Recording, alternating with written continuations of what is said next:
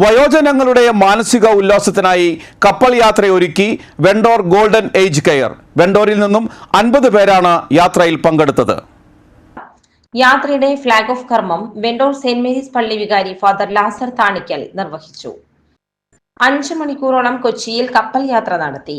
ആട്ടവും പാട്ടും ഗെയിംസുമായി നിറഞ്ഞ ആവേശത്തോടെയാണ് golden age care അംഗങ്ങൾ യാത്ര ആസ്വദിച്ചത്. നെപ്പോ ചിറമൻ, ജെയ്സൺ മഞ്ഞളി, ബിജു പൊളിക്കൻ, ആന്റോ മഞ്ഞളി, ജോസ്, ബിന്ദു ജോസഫ്, മിനി, ആന്റോ എന്നിവർ നേതൃത്വം നൽകി. മെയ് 21-ന് അടുത്ത 50 പേരുമായി വീണ്ടും യാത്ര പോകുന്നുണ്ട്. വെണ്ടോർ ലെഷർലാൻഡിൽ പ്രവർത്തിക്കുന്ന ഗോൾഡൻ ഏജ് കെയർ വയോജനങ്ങൾക്ക് സഹായമായി പ്രവർത്തിക്കുന്ന സ്ഥാപനമാണ്.